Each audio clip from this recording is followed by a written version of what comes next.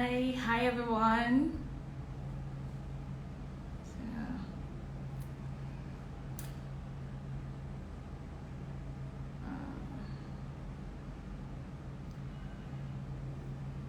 Hi everyone. Hi King Owobiko. Okay. Good afternoon, Israel. Thanks for joining in. Oh.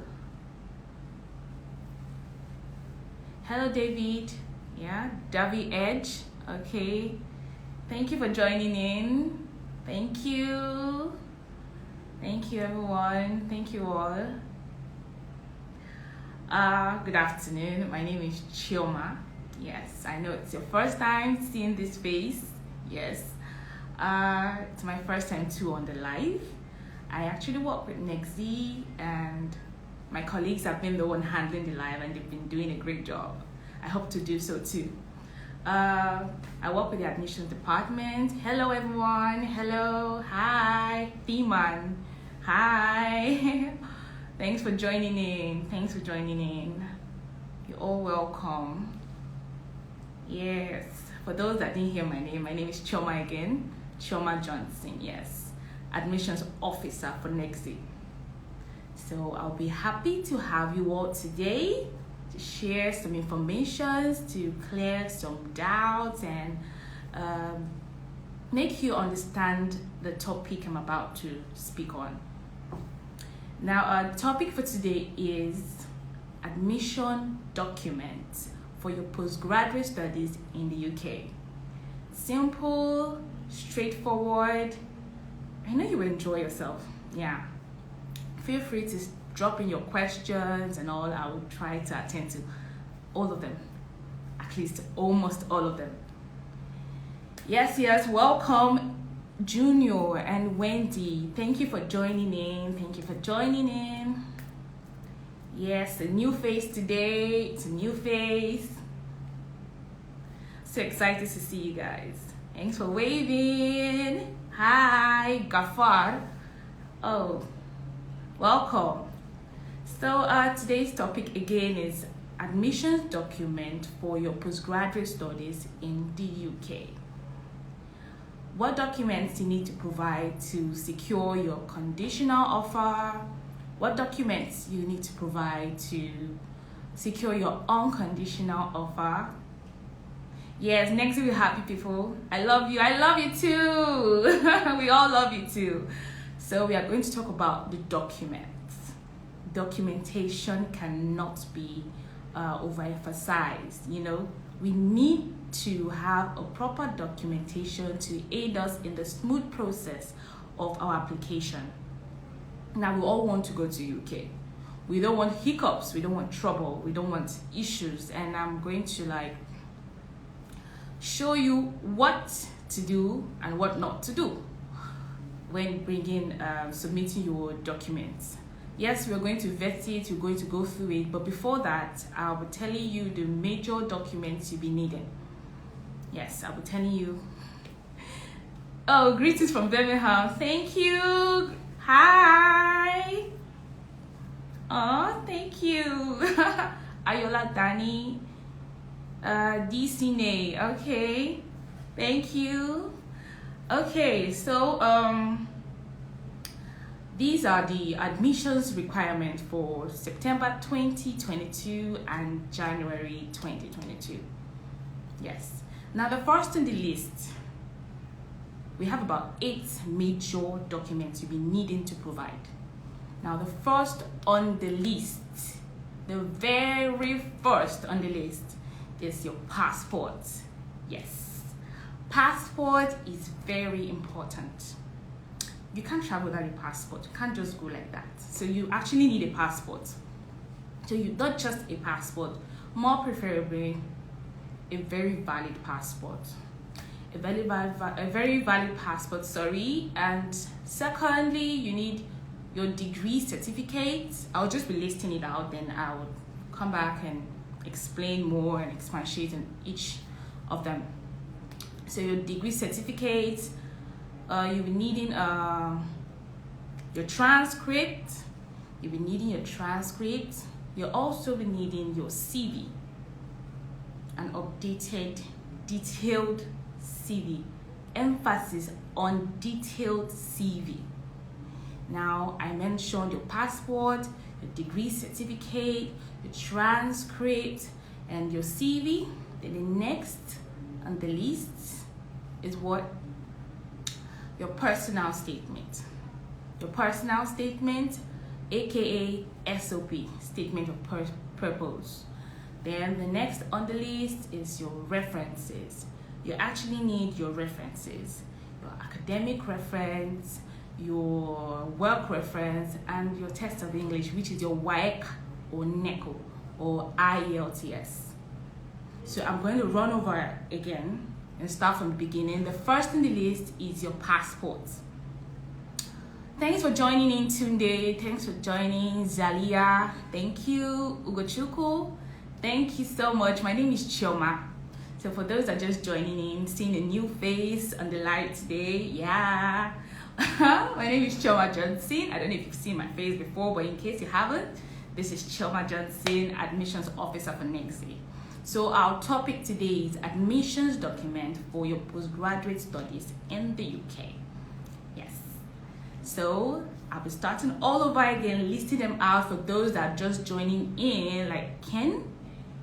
Yes, like Ken. So I said one of the documents you need, starting with your passport, your degree certificate, your transcript, your detailed CV, yes, your personal statement, your reference letters. There are two, very important. There are always two, one academic reference and one work reference. Yes. Then last in the list is your WAEC certificate. If you have a WAEC, perfect. If you have a NECO, okay. If you don't have any, but you have your IELTS, it can fly. Now, let me explain the importance of these documents. Because we do get clients that will be like, when they chat us up, hi, I'm interested, I'm from Negxy Bio, I'm from Instagram, I'm interested in knowing more about the UK study and all that. You ask for introduction, and they'll be like, I know already, I know the documents I need to provide, I have them already, they are ready, and they'll just be like, they'll just send it. We on the other hand, like, oh, maybe this person knows what I want to do. Boom, it drops. Then complete about 4. I'll be like, oh, okay, thank you for bringing this document, but you still need to bring more.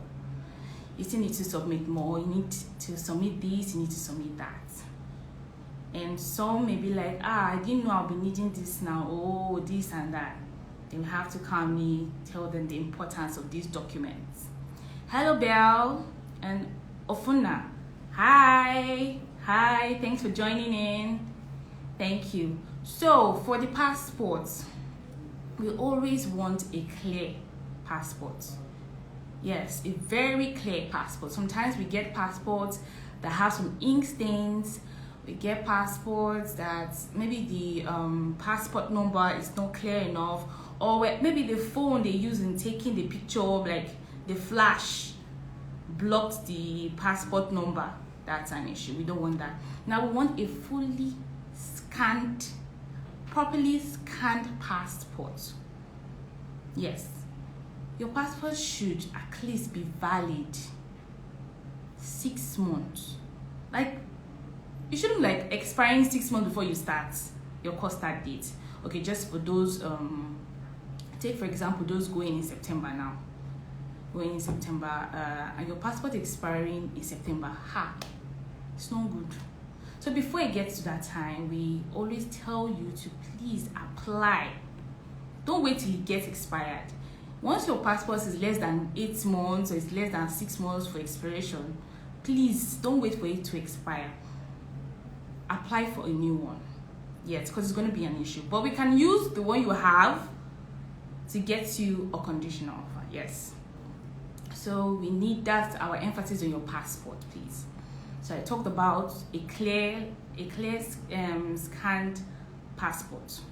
In fact, all your documents ought to be scanned, except your CV and your personal statement. You don't need to scan those. Those can come in Word format. Yes, your CV should come in a Word format. Your personal statement should come in a Word format. But the rest document need to be scanned. We know you have beautiful bedspreads, but we don't want to see them. We know you have a nice table, but we don't want to see them. We know you have nice fingernails, but we don't want to see it. So if you have a scanner on your phone, you can scan these documents. But if you don't, you can go to the nearest cyber cafe around you, or you have a scanner in your house and scan these documents. These schools require scanned document. They don't like it when there are hiccups in these documents. Like you have some dents and maybe your degree certificate, the way you placed it when you wanted to snap it, you bent it this way, the four corners are not showing, you have to crop. Even after cropping, it's not still the same. They don't want that. So the right thing to do is to scan this document, except your personal statement, except your CVs. Now the next on the list is your degree certificate. Yes. For you to get an unconditional offer, you need a very valid passport. You need a degree certificate. Yes. A degree certificate is different from your notification of results. It's different from your statement of results. It's not the same. Because all schools, like majority of the schools, like 98, if not 99% of the schools, need a degree certificate. Yes, a degree certificate. So you need a degree certificate. This is original. Just joking. Of course, it's going to be original. Then you need a transcript. Now there are two types of transcript. We have the student copy and we have the official copy. Now some student copy comes with a crested tag, like a watermark on it, student copy, boldly written. Now that transcript can only get you a conditional offer. It can't give you an unconditional offer because the school will still require you provide an official copy. So the school will still require that. I will answer questions later on. So I see your questions. Keep dropping them, please. Okay. So the school will still require that you provide an official copy. Yes. So your student copy can only go as far as getting you a conditional offer. Now, then the next on the list is your CV. Your CV is very important, very, very important. Your CV needs to have your name arranged the same way it's arranged in your passport.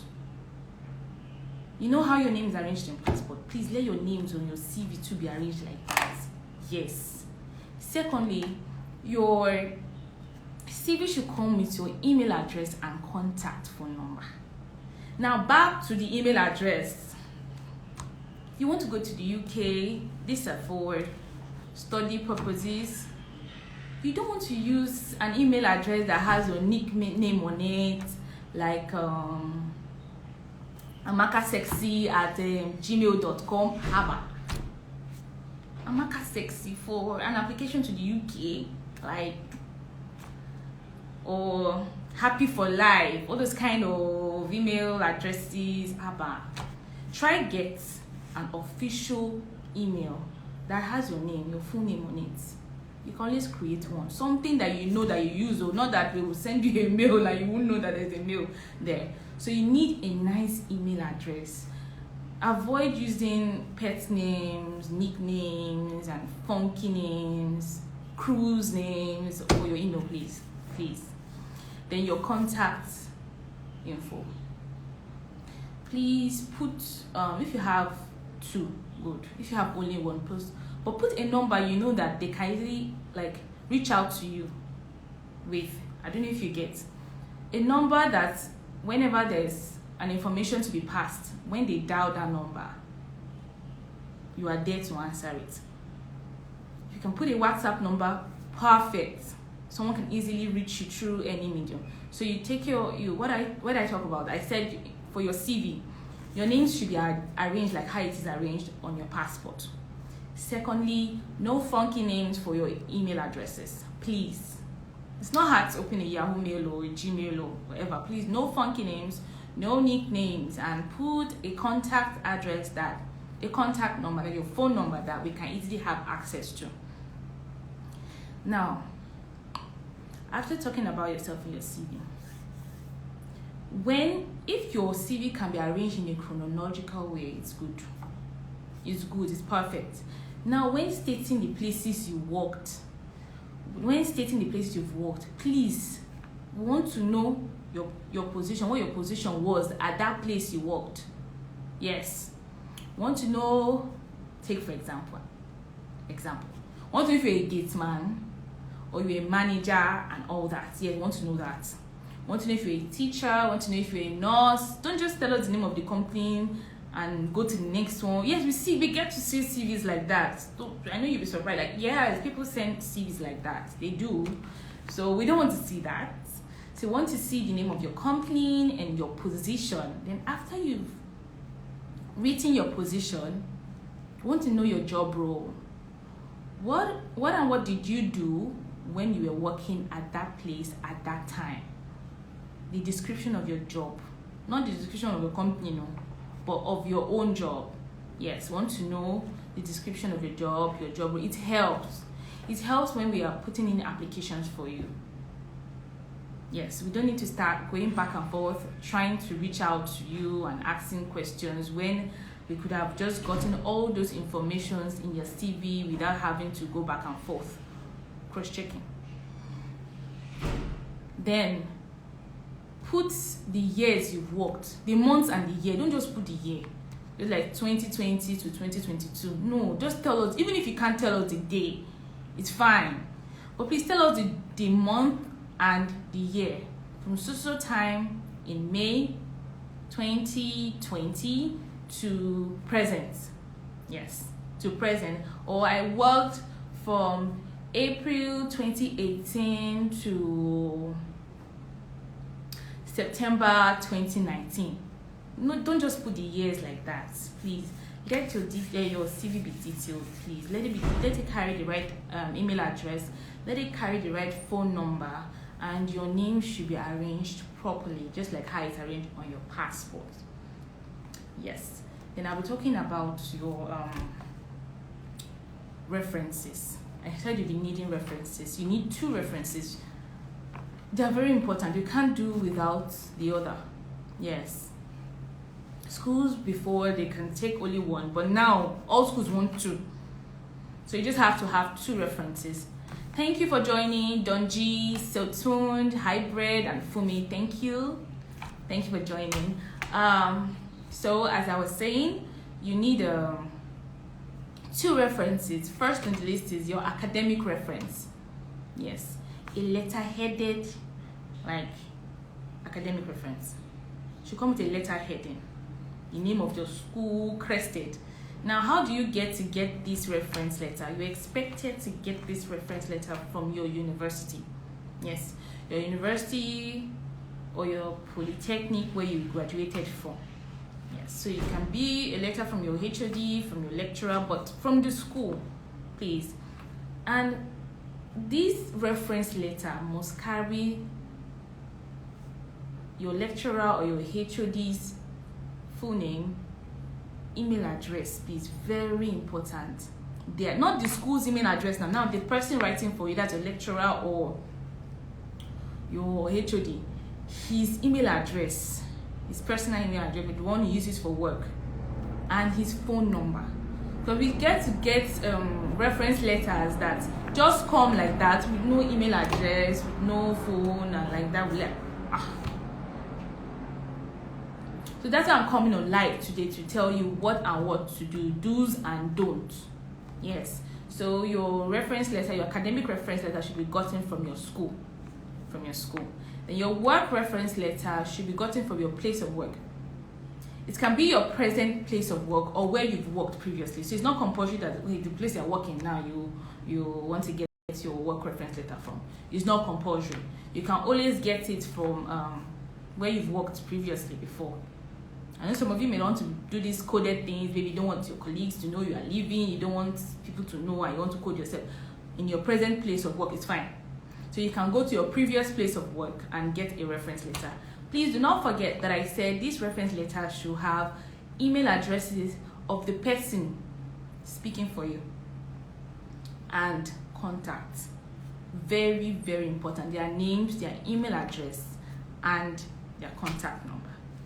Now, I've mentioned that. Then the next one I'm going to mention is your WAEC. So WAEC is accepted by all schools in the UK. Yes.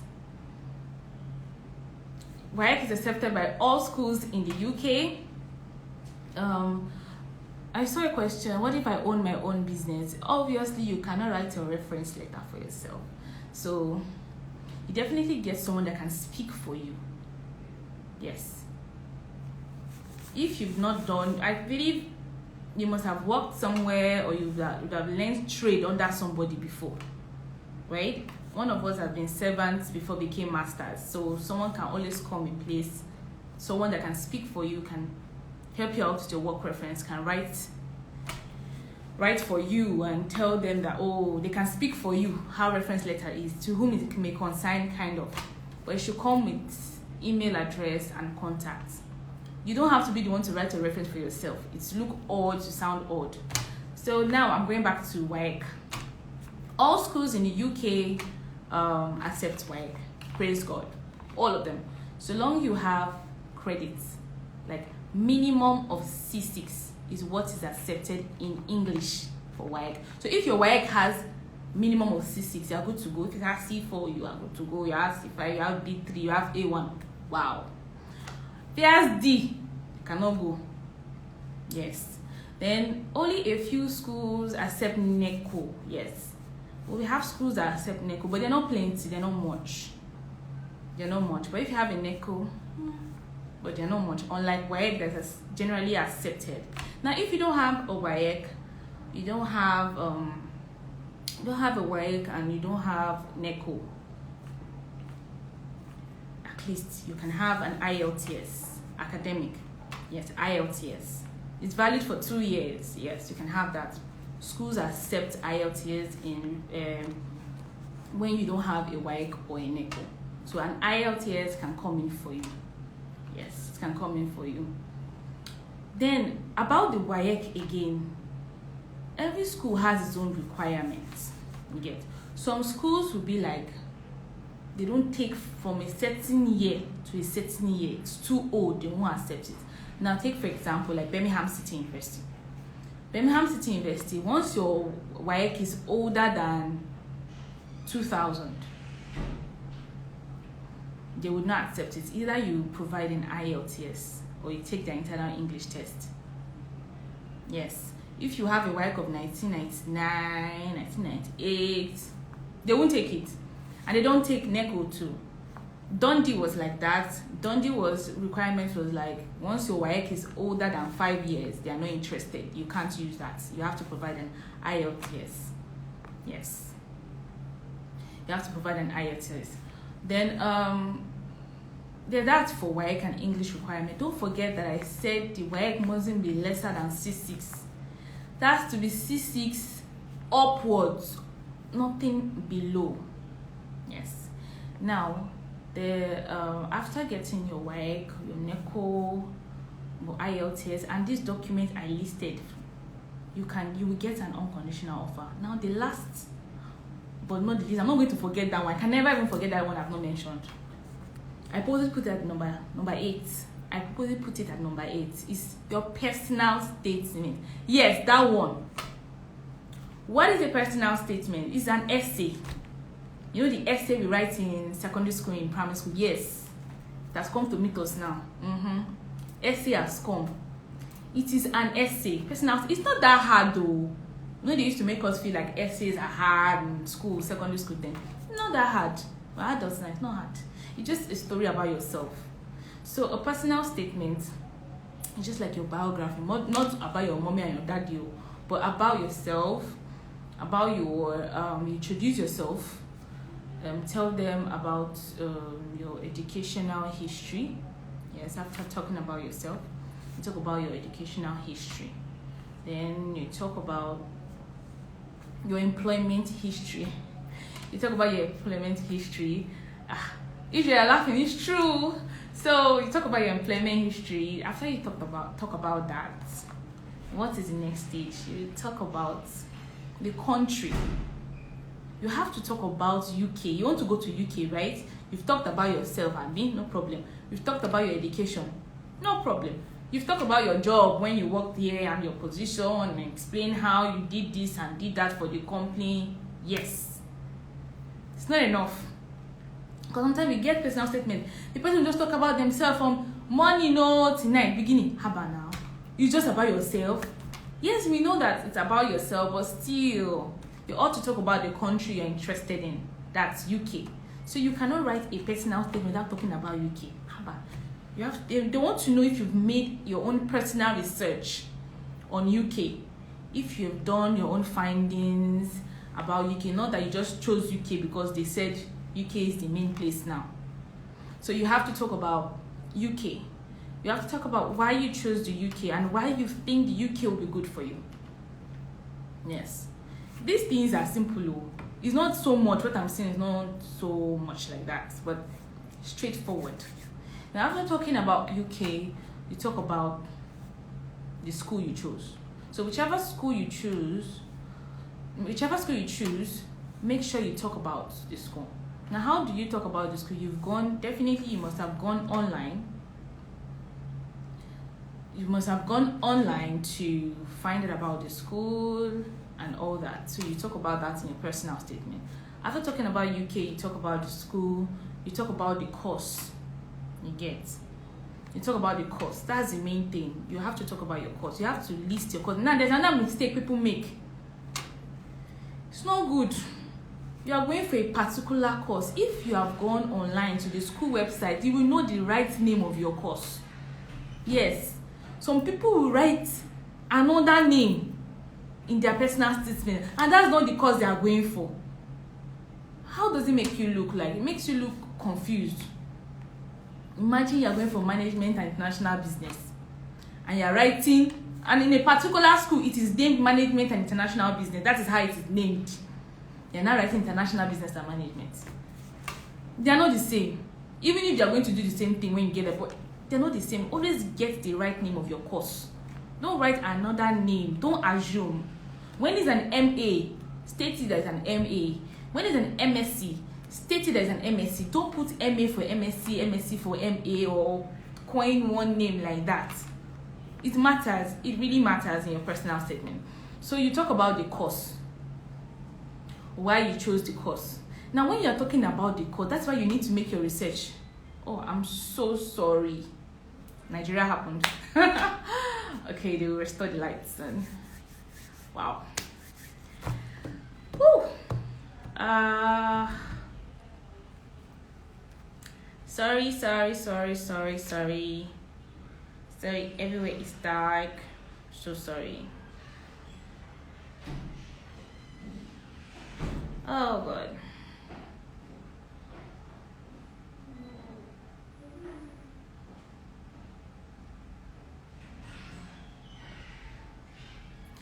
So yes, so in between Nigeria happened. Sorry, everywhere is dark, don't worry.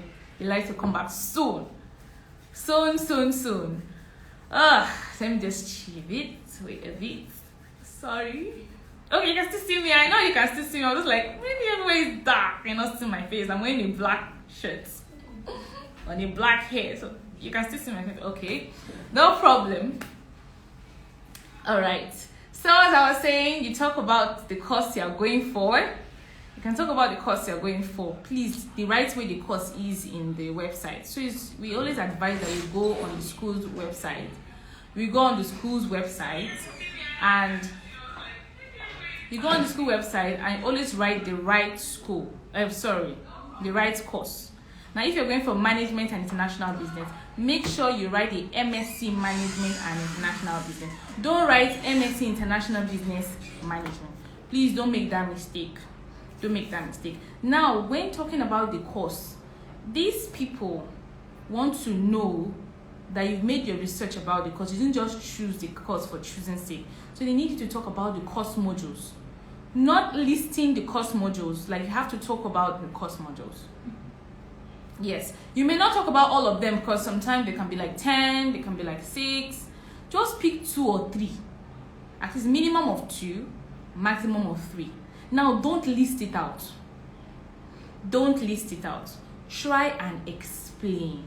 Show them that you know it now. Nigerians, we are bright people now. We see the way we are shutting down the world and all that.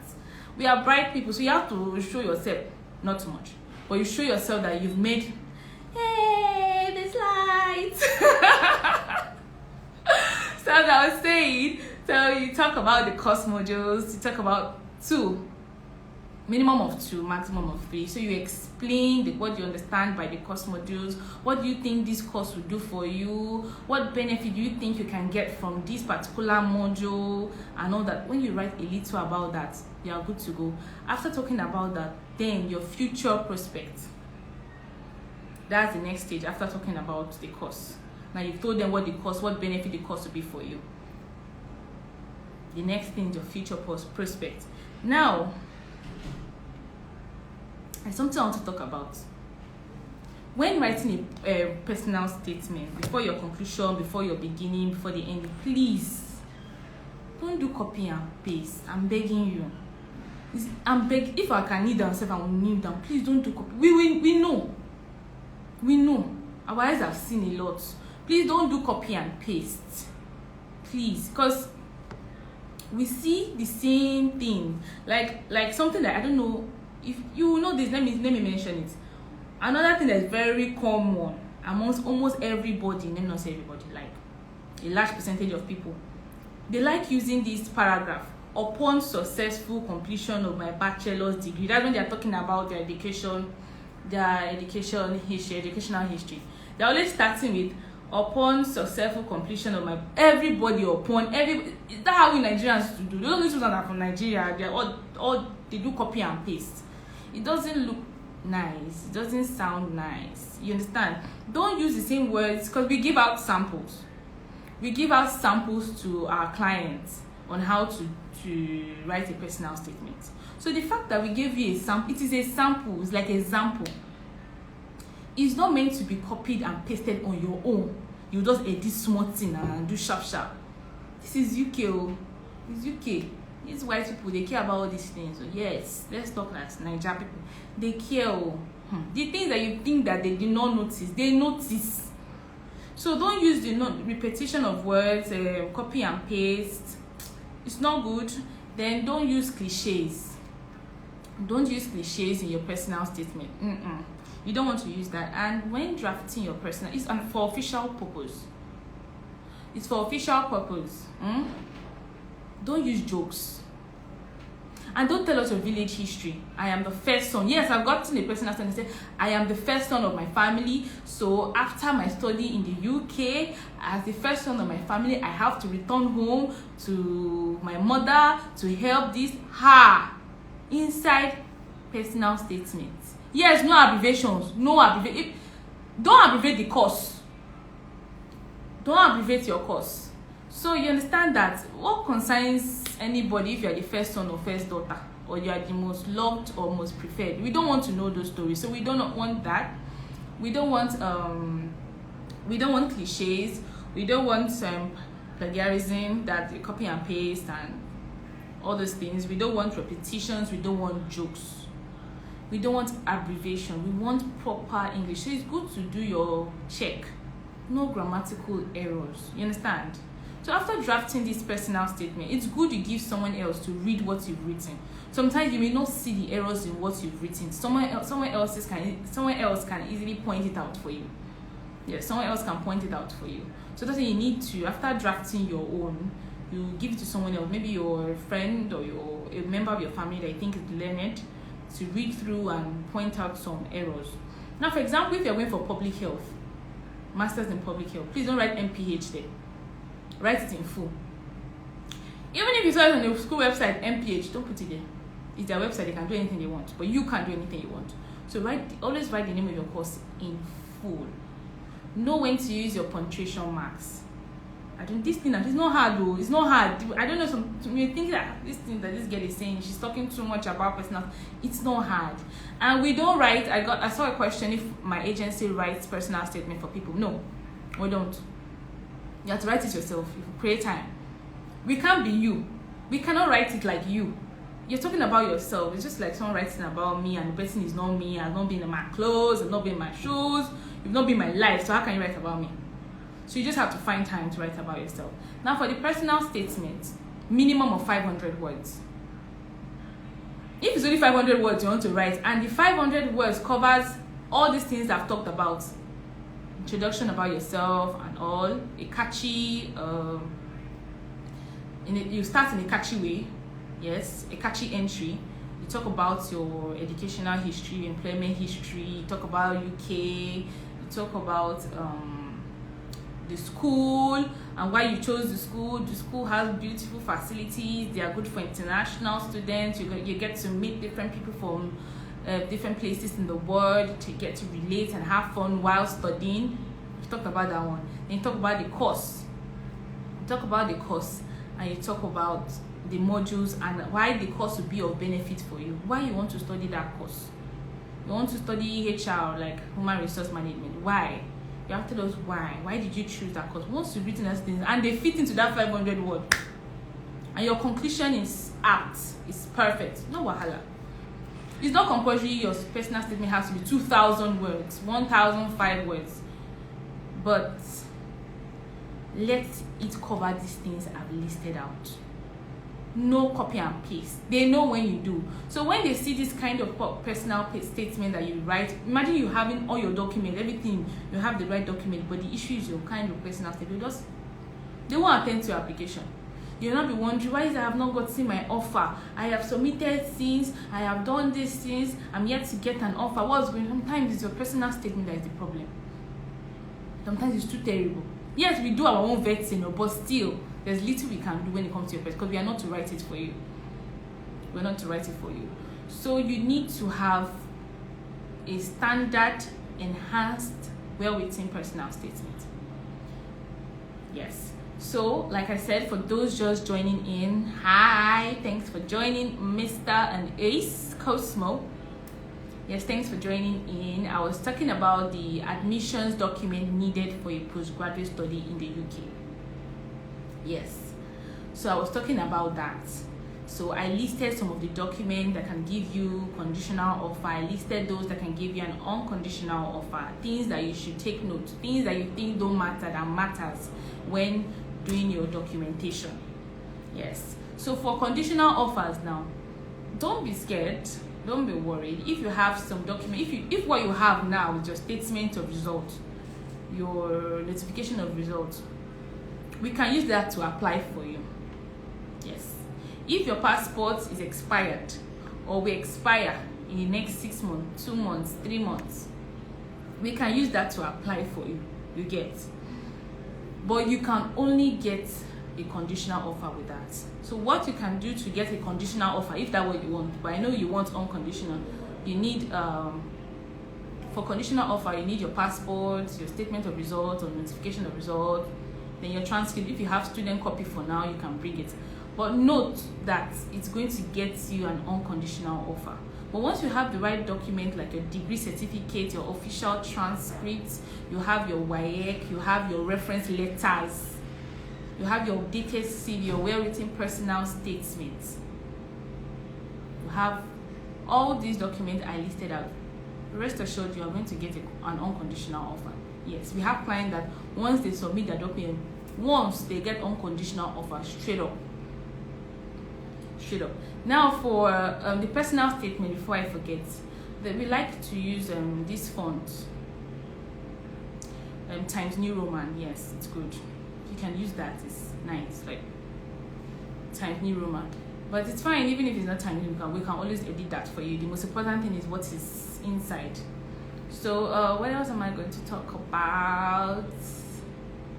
Yeah, some schools are still they're still open for September. but only a few schools are available for September. Many schools have closed already. Anyone sending in applications now, it's like late application. Most of these schools are overwhelmed, so they are closing up. So the earlier the better. If you haven't and you want to still go in September, you can send in your document. You can send in your document. If you have questions that are not pertaining to this topic, you can also send us a DM and we'll respond to you.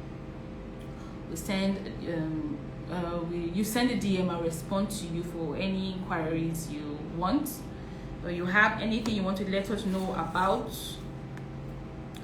Kindly let us know. Like I said, the do's and don'ts. You don't want to send in a CV that is not updated. You don't want to send in documents that are not clear. Please don't send us your transcript that is not clear, that a human being cannot see. You know that this thing that they gave to you is not clear enough. Don't give it to another person. Something you cannot see. Okay, imagine. Okay, even if you have powerful sight, you can see it. Another person doesn't have powerful sight. Please don't give us something that is not clear. Please. Your transcript should be clear, like very clear. They can see the courses, they can see your grades. Please, very clear. Same as your WAEC. Sometimes we get this, old school WAEC that's print out. You can't even see the B, you cannot see C, you can't see anything. We don't want that. We want a clear WAEC certificate, and they should be scanned. The only document that shouldn't be scanned is your CV and your personal statement. They should come in Word document. Yes, they should come in Word document, Word format.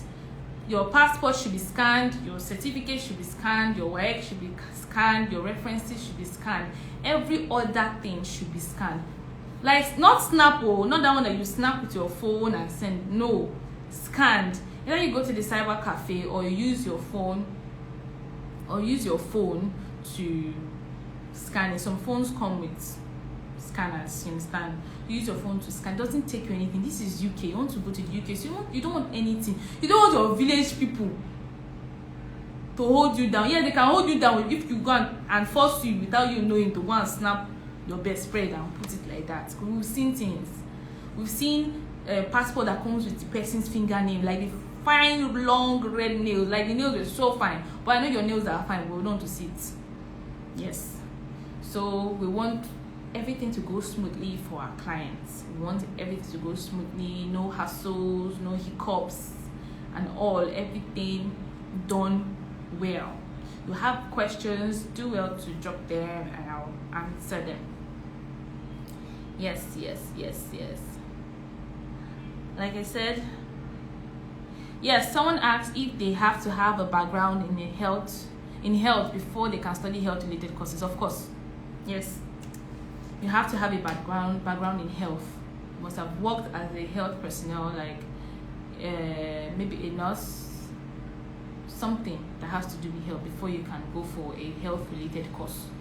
A business person that has no experience in the health sector doesn't have any business studying a health course, because you have to prove these things. So once you are asked for a proof, how will you prove it? So yes, only those that have experience and background in health related fields that can go for health related courses. I hope I've answered your question, Ogochukwu.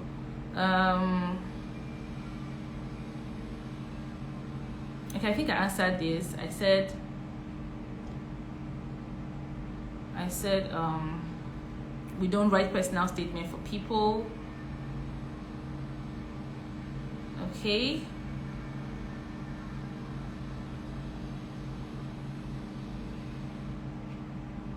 Okay, I said your personal statement should be nothing lesser than 500 words. Yes. If you don't have a WAEC, you can use your NECO. If you don't have a NECO and a WAEC, you can use your IELTS, yes. But majority of schools in the UK accept WAEC. Once you have your WAEC, you are good to go. You have no problem at all. Only a few schools accept NECO. Now, the only schools I know that even if you use your student copy transcript, they wouldn't mind to still fly is Coventry and Bedfordshire.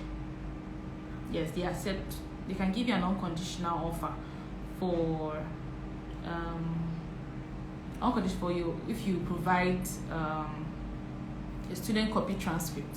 Yes, they only those 2 schools, but the rest schools, they care. They will always request for it. They will always request that you send in an official transcript. Always request for that. Then what other questions am I getting? Send in your questions. Now I saw a question for say hi to me. Okay, what can I do if there's any mistake on my passport, like a spelling error? An affidavit will be fine. Yes, you can get an affidavit. That's if your passport is not expiring anytime soon. An affidavit will be fine. Now we get cases whereby the way your name is on your passport is not the way it is on your WAEC. Now, or the age on your passport is not the same age on your WAEC certificate. Now, if you are found in that kind of case, in that kind of situation, you don't need to panic. You don't need to worry. You don't need to panic. You don't need to worry. You can actually provide an affidavit stating that you are the same person bearing those days, and these are the changes you want to make and all. So if you provide an affidavit, you are good to go. That's if you have issues with your name or you have issues with your age, an affidavit will fly. It's not going to stop you from going to UK. It won't stop you from going to the UK. Now, for those that are married too, if you're married, I'm talking about the women, not the men. The man doesn't need to change his name when he's married. It's the woman. So for the women who their passport carries their husband's name, but their other certificates, like their degree certificate and WAEC certificate, carries their maiden name. Now all you need to do is to provide your marriage certificates. Yes, your affidavits stating that you're married and all that, and your marriage certificate, affidavit, and newspaper publication. We usually ask for those 3, but if you have 2, that's your marriage certificate and affidavit, we can use that. Yes, we can use that. So they will understand that, oh, you used to be bearing this, you used to be unmarried as at that time you were in school and you got married and you got your passport and you bear your husband's name. So it helps. So yeah, that's for women that are married. Yes. And for example, if you are married and all your documents, including your passport, carries your maiden name, no problem. You can still apply like that. You understand? You can still apply like that. But when you get to the visa stage, you have to declare that if you're going with your dependents, you have to declare proofs that you're married. That you have to show your marriage certificates. You have to show your marriage certificates. And can I use a fixed deposit? No.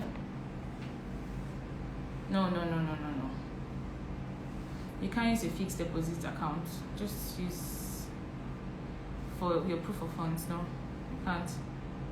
Then someone is asking how much is needed for processing UK postgraduate studies.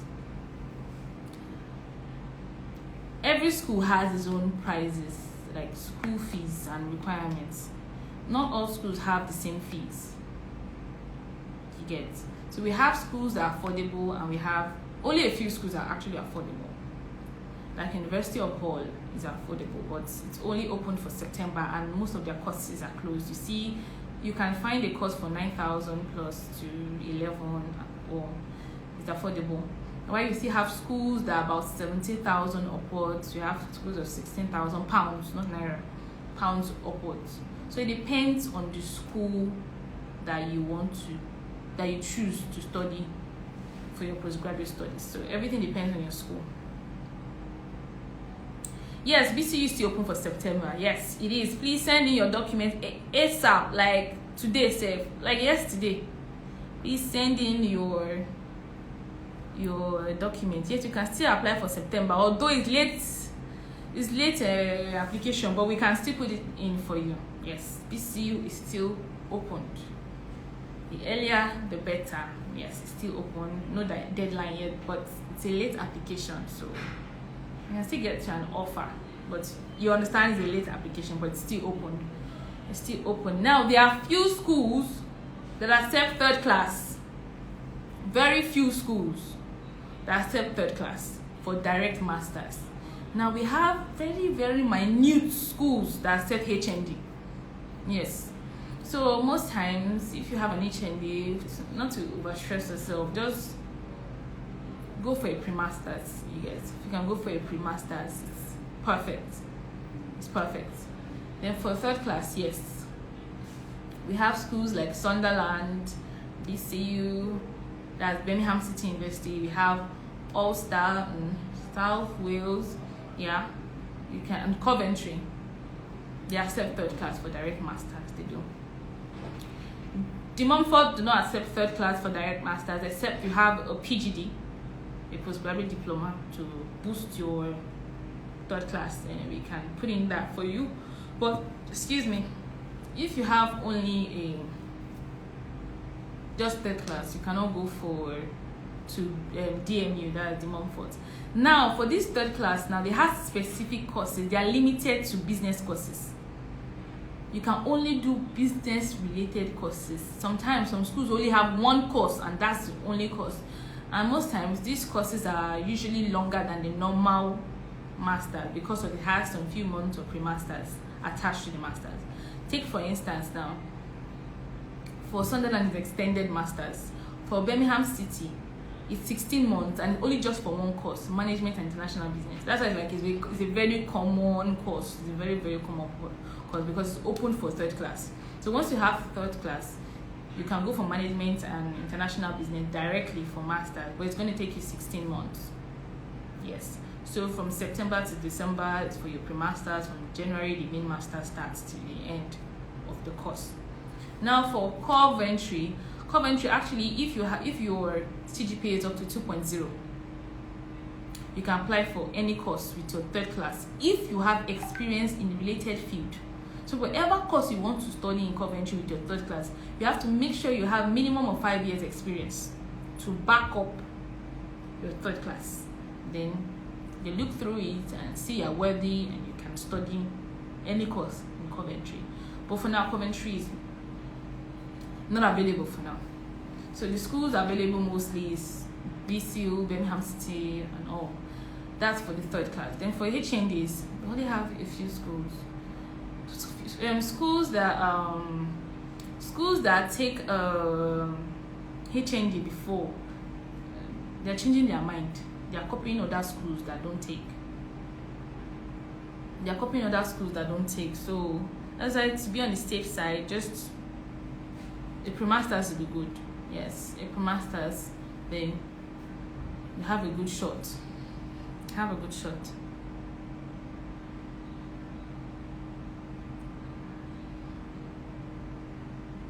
Someone says, if the wife is the main applicant and the husband is a dependent and they are going together, whose account will the proof of funds be in? Okay, now if the wife is the main applicant,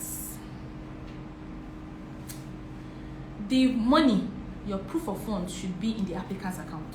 Yes, it's better it's in the applicant's account. Yes, always, doesn't matter. Maybe she's your wife, she's the one applying. Let it be in the applicant's account, please. Doesn't need to be in her husband's account, except they're running a joint account and they have proofs to show that they are running a joint account. But without, if you don't want hiccups and issues, please let it be in the applicant's account. Let it be there. Then I hope I've answered that question. Did I have universities that are open for January intake? Yeah, so we have too many universities open for January intake. Yes, anyone you want, just send. The only ones that I know, the only university I know for now is closed for January intake because of the affordability. It's very affordable. It's Sheffield, Hallam. I think they are almost full for January. But the rest schools are open, like completely open, and it's not too late or too early. It's not too early to start putting in applications for January. So don't relax and be like, there's still time. There's no time. Start now. If you have those documents, even if you have those documents that will give you conditional offer, send them in. we can use that to get a conditional offer while you wait for while you work on getting the other document that will give you an unconditional offer. So it's not too early to apply for January. Then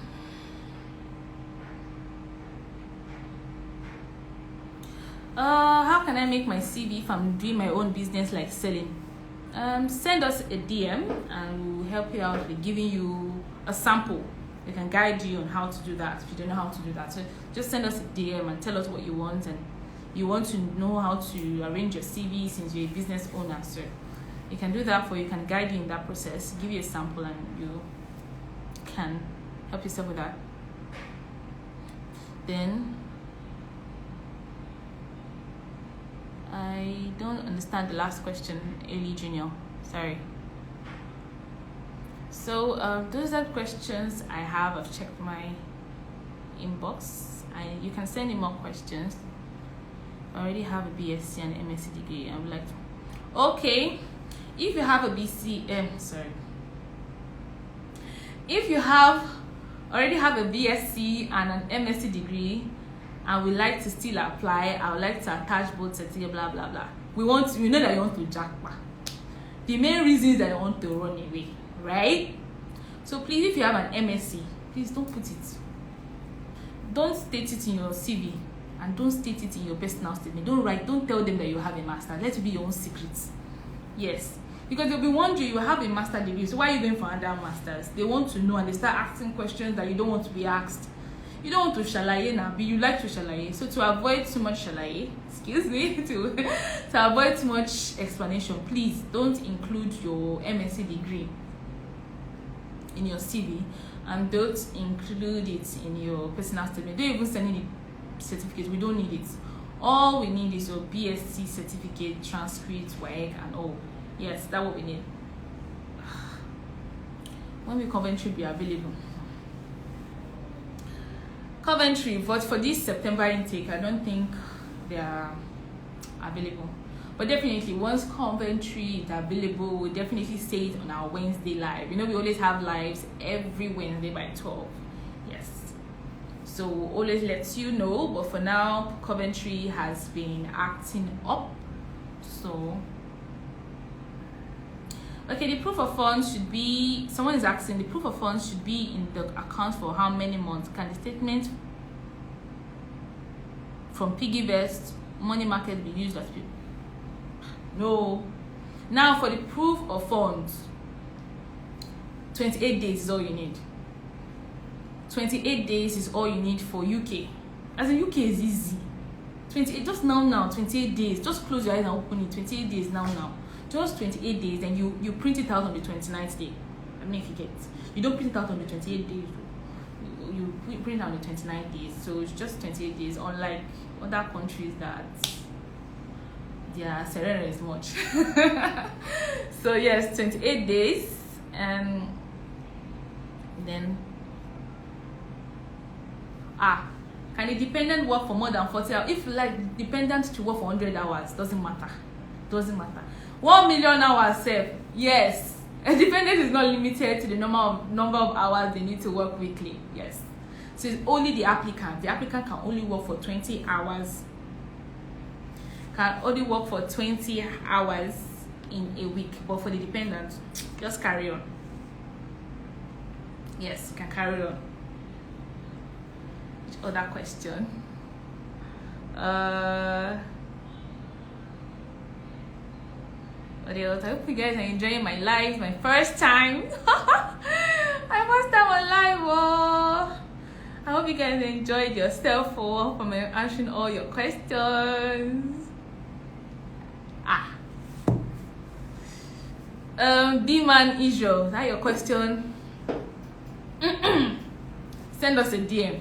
You understand? Only me and you know. Yes, we process Canada, we process UK, we process Australia, we process Ireland, we process America. Yeah, it's not only UK. Oh. No, the fact that we talk about UK doesn't mean that we don't do other countries. UK is hot cake now. That's why we're always focusing on UK. We talk about other countries. UK, only UK again. I know, we're global. Like, Negxy is global. Like, excuse me.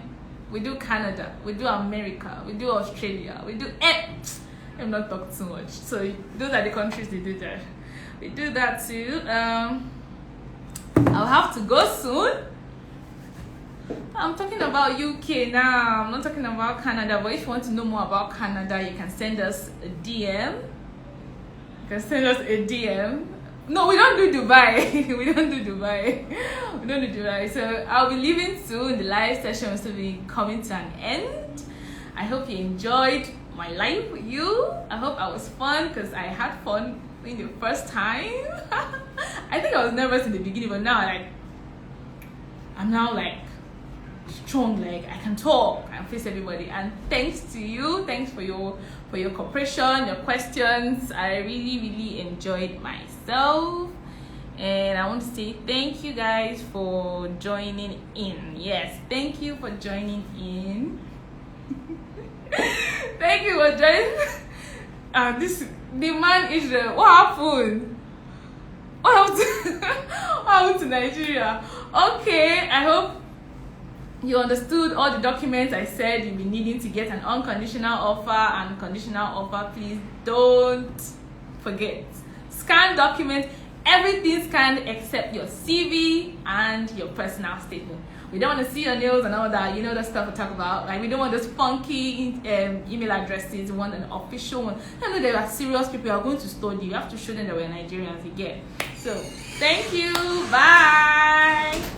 Bye.